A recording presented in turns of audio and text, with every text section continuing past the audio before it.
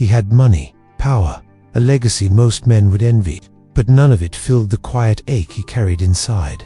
His mansion echoed with silence, not laughter, and when the nurses came, one after the other, none of them could reach the part of him that still longed for something real. Until one day, a woman walked in who didn't just treat the symptoms, she touched the soul of the very person he loved the most, his emotionally distant son.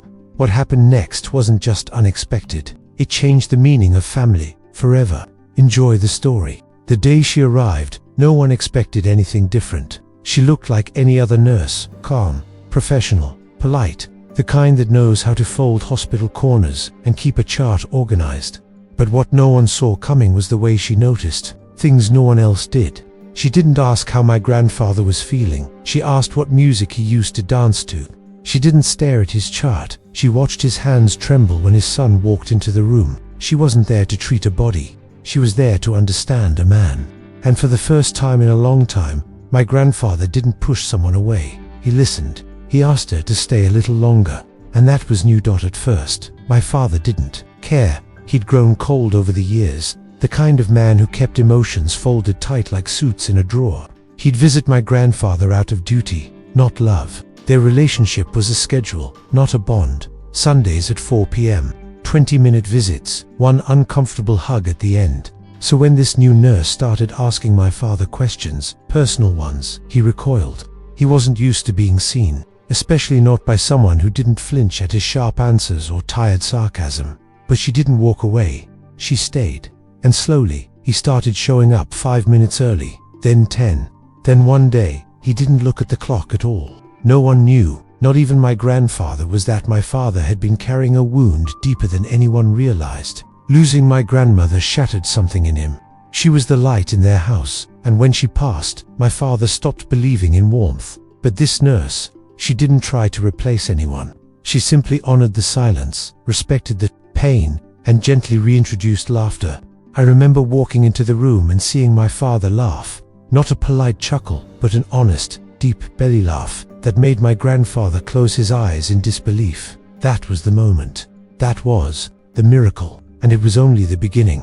From that moment on, something changed in the house. The air felt lighter, conversations lingered longer, and even the way my grandfather sat in his chair shifted, not slouched in defeat, but upright, as if bracing for life again. He started asking the nurse, her name was Lena, about her day, her story, her dreams. No nurse had ever been allowed that close. They were caregivers, not companions. But Lena was different. She didn't just respond to his needs, she anticipated them, often before he realized what he was feeling. She reminded him of a time when connection wasn't a luxury, and for a man who had built his fortune controlling everything, surrendering to that kind of presence was both terrifying and liberating. The staff noticed first. The meals my grandfather once refused were now being finished. The daily walks he'd argued against became the highlight of his afternoon, and when Lena took the day off, he'd wait by the window like a child waiting for his mother to come home. My father, meanwhile, was undergoing a transformation of his own. He stopped bringing work folders on his visits, stopped taking phone calls during meals. Instead, he'd sit and talk with Lena, not about health updates, but about his own life. He admitted he missed painting, that he hadn't held a brush since college. Lena didn't offer empty encouragement. She simply said, "Maybe you should." And that's exactly what he did. One afternoon, I found the three of them together, in the garden, my grandfather in his chair, my father beside him with a sketch pad, and Lena humming a song softly while trimming flowers. It was surreal. This was the same man who once said emotions were distractions, who built empires with brick walls round his heart. Now he was watching his son draw a rosebush, mist in his eyes, hand gently resting on Lena's arm. Something sacred was unfolding, not dramatic, not explosive, but subtle and slow, like dawn creeping over a horizon you'd forgotten was there.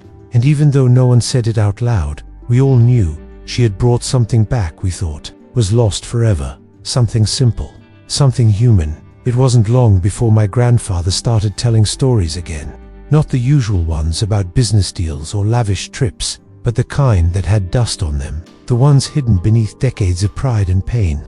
He talked about the first time he held my grandmother's hand, about the night he almost lost everything and how she stayed anyway. Lena didn't interrupt. She just listened, with that rare kind of attention that makes even a powerful man feel like a child again, safe in his truth. And the more he spoke, the more his son leaned in too. They weren't just reconnecting with each other. They were remembering who they had been before. The world taught them to forget. Then came the night that changed everything. My grandfather had a mild episode, nothing fatal, but enough to shake the walls of the house again. I remember the panic in my father's voice when he called. He wasn't asking for a doctor. He was asking for Lena, and when she arrived, breathless and in slippers, he didn't let go of her hand the entire time. My father sat beside her, watching her work, this time with tears in his eyes. "You're not just saving him," he whispered. "You're saving me too." It was the first time I'd ever seen my father cry, and the first time he didn't apologize for it. After that night, something unspoken settled between them. My grandfather no longer referred to Lena as the nurse. He called her by her name with warmth, with familiarity. And when he introduced her to his old friends from the boardroom, he didn't mention her profession. He said, "This is Lena. She's family." That word, family, hadn't been spoken with meaning in our house for years. But now it echoed in every hallway, painted into every laugh, shared over morning tea. Lena wasn't trying to become something. She already was. The glue we didn't know we needed. The bridge between past regrets and present healing. As the weeks passed, Lena's influence didn't just remain confined to my grandfather's health or my father's healing. It spilled into every corner of our family's existence. The staff, once robotic in their routines, began to smile more. Meals became shared moments, not silent obligations. And my grandfather, who once saw vulnerability as weakness, started speaking with softness. He complimented the gardener's work. He asked the housekeeper about her children. These gestures may have seemed small, but for a man who'd spent decades keeping the world at arm's length, they were monumental. Lena didn't just soften him, she brought him back to life. Then one Sunday afternoon, during one of our now cherished family lunches, my grandfather surprised us all. He raised his glass and cleared his throat. "I want to say something," he said, voice a little shaky. The room fell quiet. "I've built many things in this life, businesses, homes, wealth, but the one thing I failed to build was a bridge back to my own son." His voice broke. My father's eyes were already wet, but Lena, somehow, she built it for me. There wasn't a dry eye at the table. No speech had ever meant more. No award he ever received carried the weight of that one moment of truth and redemption. From then on, Lena became part of our traditions. She was no longer just a presence in the house. She was a presence in our hearts. Every holiday, every birthday, every quiet Sunday afternoon, she was there. My grandfather smiled more in those last months than he had in years. He talked less about stocks and more about memories, about love, about forgiveness. He even asked my father to bring out his paintings and hang them on the walls, replacing the cold, abstract art he once claimed to admire. "This," he said, pointing to one of the canvases, "this is what matters." And it was clear to everyone that what Lena had given us was far greater than care. She had given us back our family. Then came the day no one wanted to talk about, but everyone secretly knew was approaching. My grandfather's condition began to decline, not in a dramatic, sudden way, but in the soft, steady way that life sometimes prepares its farewells. His walks grew shorter, his appetite faded, but his eyes, they were the clearest they'd ever been. He spent hours by the window, holding Lena's hand, asking her about her childhood, her dreams, her favorite books. There was something beautiful in his stillness, a peace we never thought he'd find, and perhaps most surprising of all was how my father stayed close. He never left the house for long. He brought old photo albums, told stories he hadn't told since I was a child, and most importantly, he smiled through the sadness. One evening, Lena found my father sitting alone in the study, holding a photo of his mother. "I used to think losing her broke something in me permanently," he said, not looking up. "But somehow, you made me feel like love wasn't gone, just waiting to be remembered." She didn't reply with a speech. She just sat beside him, shoulder to shoulder, like two people finally brave enough to face their pain together. That's how healing often begins. Not with grand declarations, but with presence, with silence that says, "You're not alone." That night, my father placed the photo of his mother on my grandfather's bedside table, a quiet tribute to a love still alive in memory, and now, in connection. The last conversation I witnessed between my grandfather and Lena was barely a whisper, but its impact still echoes in me. He looked at her with eyes full of gratitude and said, "You made me feel like a man again. Not just a patient, not just a shadow." She squeezed his hand and whispered back, "You were always a man. You just needed someone to remind you." Those words stayed with me, because it wasn't just about my grandfather. It was about all of us. How many people walk through life feeling invisible? How many forget their worth until someone kind enough shows up and reflects it back at them? Lena did that, not through magic, but through intention, through love. And that love, in the end, outlasted even his final breath. The morning my grandfather passed, the house didn't feel heavy. It felt full of stories, of emotion, of life. There were no rushed goodbyes, no regrets left unsaid. He had spent his final weeks mending bridges, revisiting memories, and perhaps most importantly, giving us permission to feel. My father held his hand until the very end, whispering, "Thank you for coming back to me." And Lena, she stayed by his side even after his pulse had stopped, brushing his hair gently, as if comforting the shell of the man she had helped awaken. There was no drama, no wailing, just tears, soft, grateful, and honest. The kind of grief that comes not from things left undone, but from love that was fully lived. In the days that followed, we didn't hire a team to organize the memorial. My father did it himself. Every flower, every word in the obituary, every framed photo chosen by him, with Lena at his side. They even picked one of his paintings as the cover image for the program, a quiet garden scene, full of light. When guests came to pay respects, they weren't talking about my grandfather's fortune. They were talking about his transformation. "I saw him smile last month," one of his old colleagues said, almost in disbelief. "A real smile."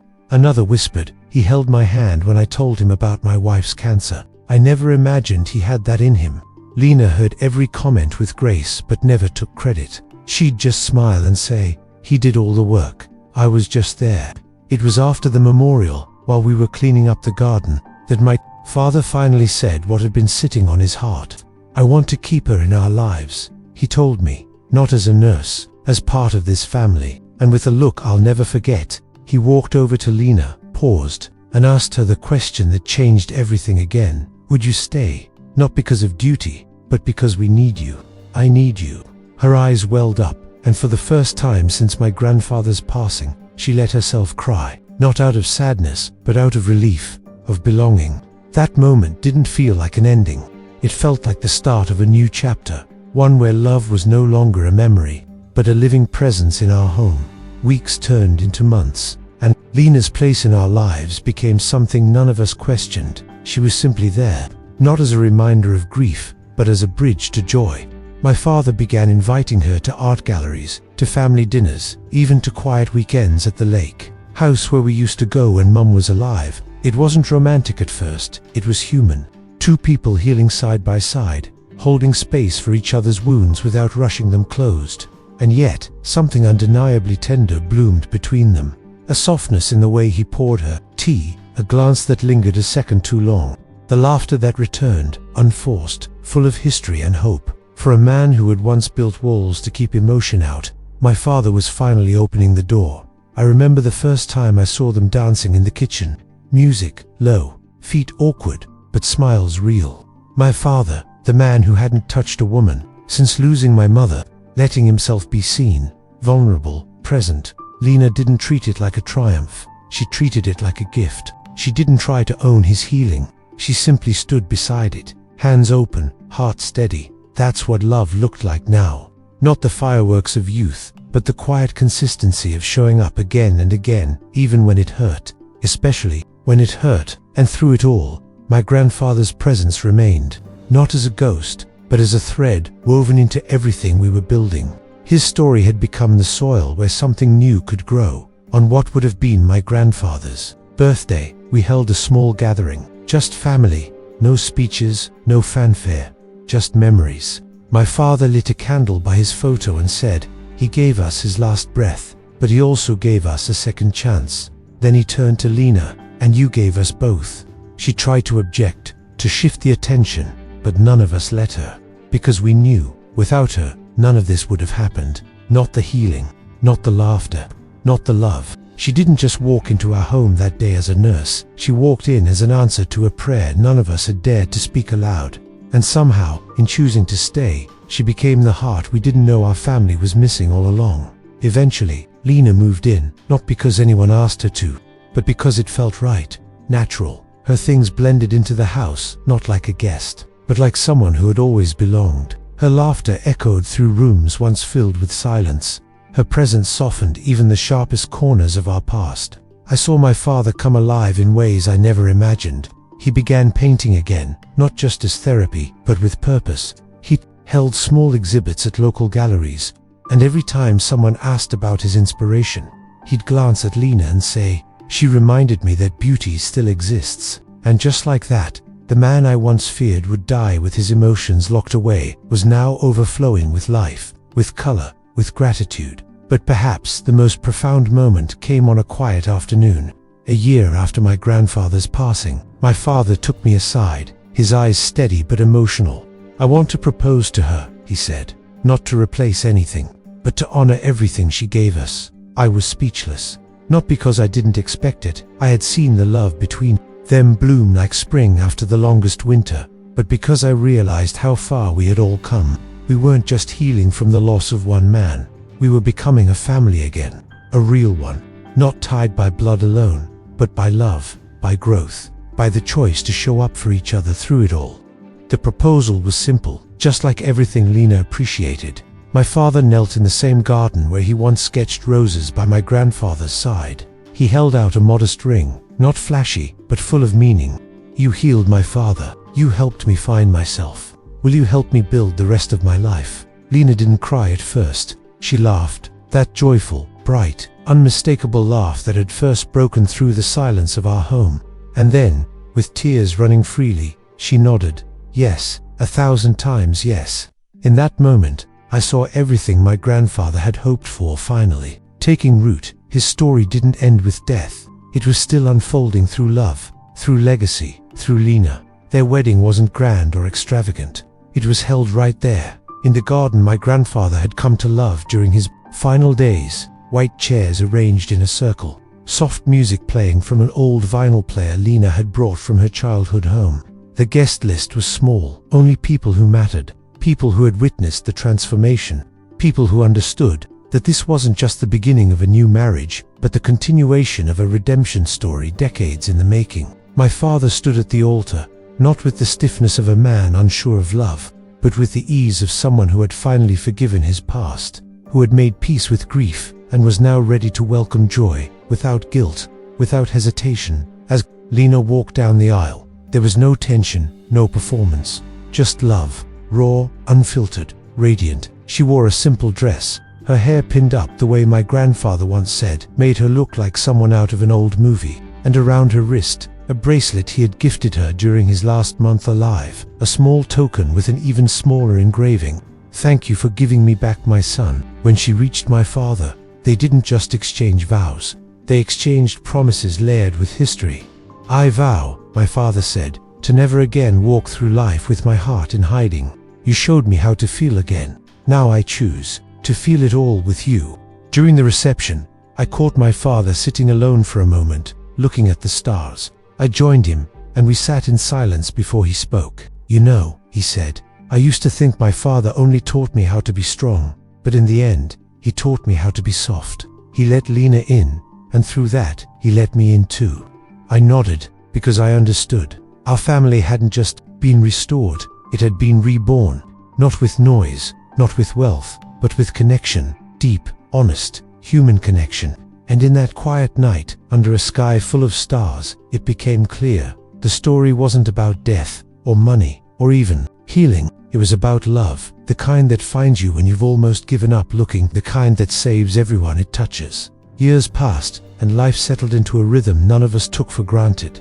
Lena and my father built a life defined not by grandeur, but by grace. Sunday mornings meant painting in the sunroom, soft jazz echoing through the halls. Holidays weren't just about tradition, they were about presence, genuine presence, the kind that sees, listens, embraces.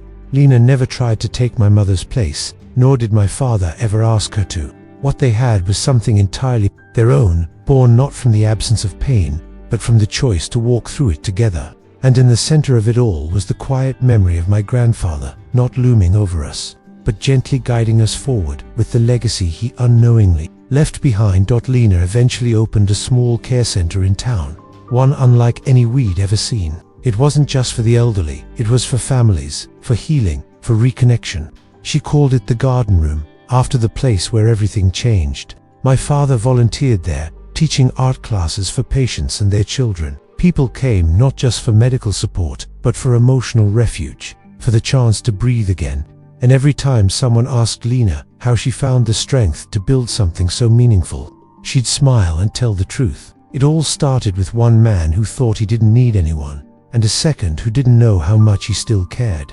One evening, long after the center had become the heartbeat of the town, I walked past my father's office and saw something that stopped me. He was sitting at his desk, looking at an old photo, the three of them in the garden. My grandfather, eyes closed in joy. My father, sketching, Lena, humming beside them. I didn't interrupt, I just watched, because I realized that photo captured something sacred, not just a memory, but a moment when everything that had once been broken began to mend. My grandfather had rejected nurse after nurse, never knowing what he was truly searching for. But when Lena arrived, he didn't just find care, he found the missing piece of our family's soul. And through her, we all found our way back home. Now, whenever people ask me about my grandfather, about the man behind the millions, the myth, the legacy, I don't tell them about his businesses, or the houses, or the fortune he left behind. I tell them about a moment, a single moment. The first time I saw his face light up, not from power or pride, but from watching his son laugh again. That image is carved into my heart, deeper than any inheritance ever could be, because in that instant, I saw something money could never buy: restoration, reconnection, redemption. He had spent a lifetime building empires, but in his final year, he built something far more valuable, a bridge, and the person who helped him build it wasn't a CEO or a blood relative.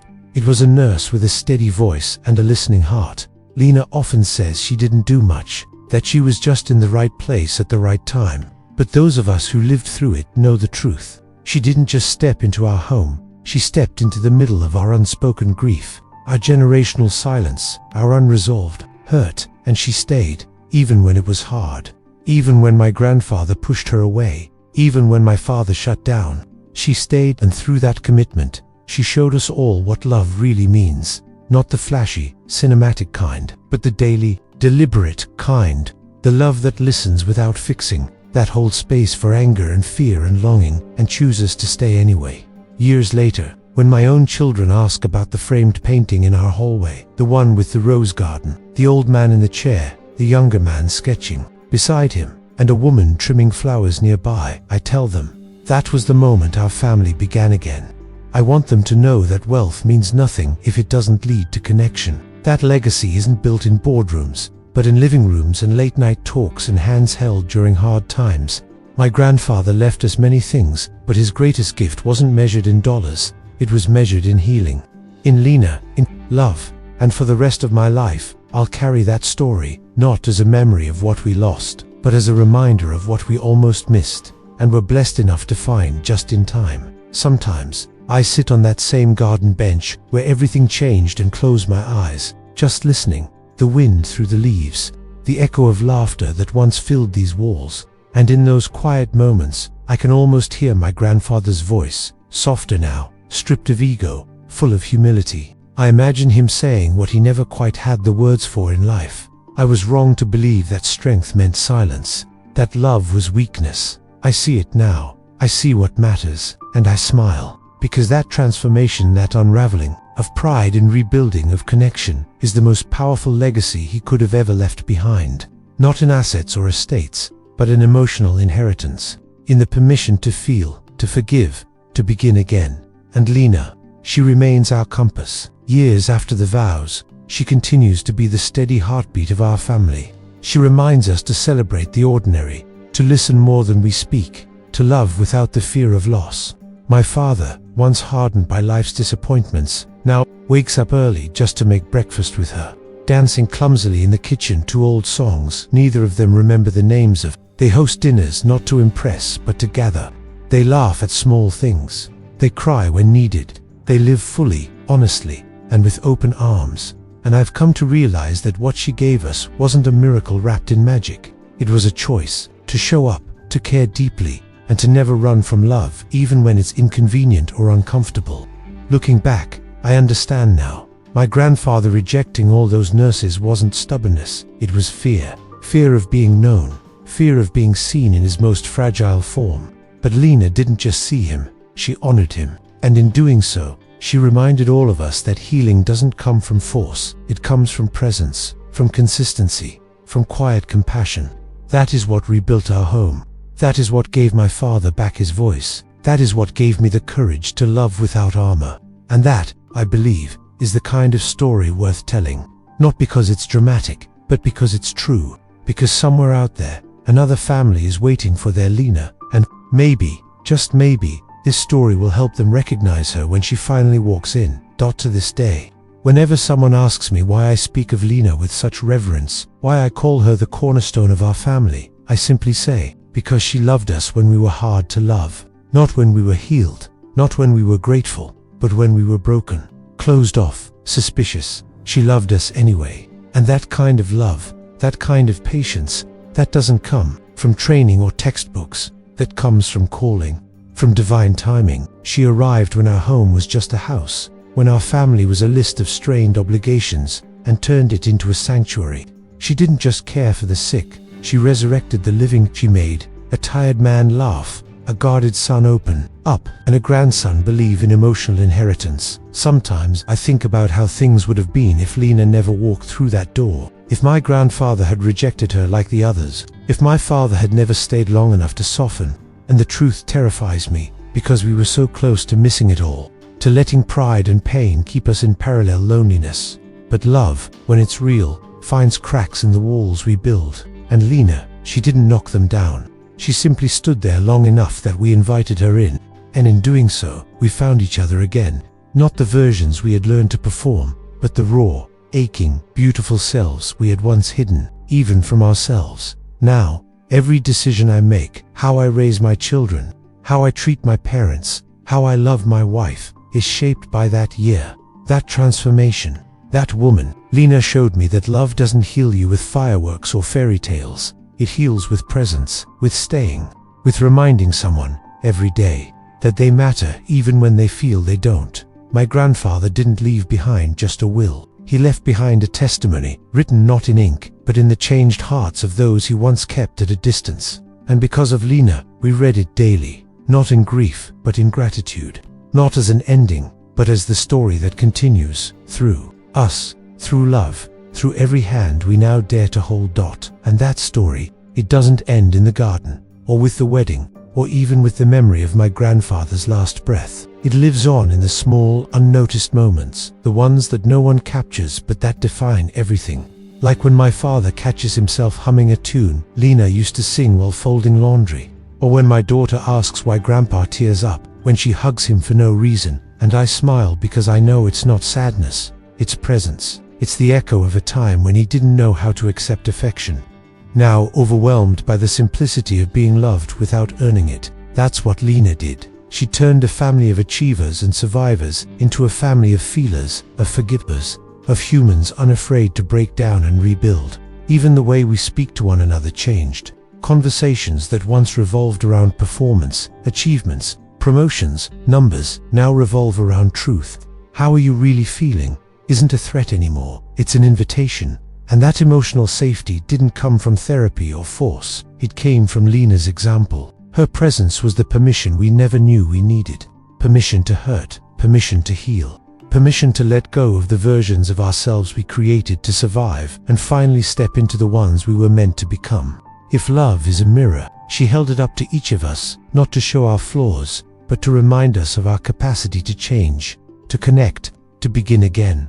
I often find myself writing about this, not because I want to preserve the past, but because I want to pass it forward. The world needs more stories like this, not about perfect people, but about brave ones. People who stay when it's easier to leave, who love when it's uncomfortable, who choose to forgive when the pain says otherwise. My grandfather was far from perfect. My father carried wounds for decades, and I was once just an observer to their silence. But Lena, she was the light that showed us how to step out of the shadows, not with grand gestures, but with kindness that doesn't quit. And now, with every page I write, with every memory I revisit, I realize the truth. This story isn't just about her, it's about all of us who are still trying to remember how to love before it's too late. There's a bench in that same garden worn by time, kissed by the sun, and wrapped in the quiet shade of the rosebush my grandfather used to stare at. 4 hours. On its back, carved into the wood by my father's hands, are the words, "She taught us how to feel again." It's not signed, it doesn't need to be. Everyone in our family knows exactly who it's for. That bench has become more than just a resting place. It's a monument, not to death, but to rebirth, to the moment our family turned the page and decided to live differently, to speak truth, to love loudly, to forgive with urgency. Sometimes I sit there alone with my coffee and just breathe, not because I'm lost, but because I want to remember how far we've come. And I think about how legacy works. My grandfather spent a lifetime believing his worth was in what he could build, buy, and control. But in the end, his real legacy wasn't found in bank statements or property deeds. It was found in the change he allowed in his final season. That one choice to say yes to Lena when he had said no to so many before her created a ripple none of us saw coming. A quiet nurse walks into a mansion, and a closed-off man lets his heart crack open just enough for the light to enter. That's not just a beautiful story, that's a lesson, a reminder that transformation isn't a lightning bolt. It's often a whisper, and someone brave enough to listen. Lena still brushes off praise when people thank her. She says, "I just did what anyone would do, but we know better." Most people wouldn't. Most people walk away when things get messy, when people push them out, when the walls are too high. But not her. She stayed. She sat in our discomfort and waited with grace. She didn't fix us. She loved us. And in that love, we found our way back to each other, back to life, back to the kind of family that hugs without awkwardness, that says "I'm proud of you" without reservation, that chooses togetherness over pride every single time. That's what she built. Not with bricks or blueprints, but with patience, truth, and the kind of love that doesn't flinch in the face of pain. And now, as the seasons shift and new memories take root in the soil of that same old garden, I understand something I didn't before. Some of the most powerful love stories don't begin with romance. They begin with service, with selflessness, with someone walking into a wounded space and saying, "I see you. I'm not leaving." That was Lena's first vow to us, long before any wedding. And that's what changed everything. She didn't have a key to our hearts. She earned our trust one moment at a time, with patience when we were distant, with gentleness when we were angry, and with compassion when we didn't even know how to ask for it. That's not just love. That's healing disguised as humanity. In the quiet rhythm of our new life, the mansion no longer feels like a monument to wealth. It feels like a home. The laughter that echoes through its halls isn't performative, it's earned. The meals shared at the long table aren't rituals of obligation, they're gatherings of grace. And every story we tell, every photo we frame, every garden we tend, it's all stitched together by the presence of a woman who entered our lives with a clipboard and left footprints on our souls. I often wonder what my grandfather would say if he could see it now. And deep down, I know he'd smile, not with the pride of a man who owned everything, but with the peace of one who finally learned what truly mattered. So if you've listened this far, if you've felt even a spark of recognition in this story, let me leave you with this. It's never too late to let love in. It's never too late to rebuild what was broken, to pick up the phone, to hold someone's hand, to see the nurse in the room not just as a caregiver, but maybe as the answer you never knew you needed. Our story is not rare because of what happened. It's rare because we chose to see it, to receive it. And now, we carry it forward. In every act of kindness, in every tear we no longer hide, in every hug we give without hesitation. Love saved our family, and it started the moment one man stopped saying no and finally said yes.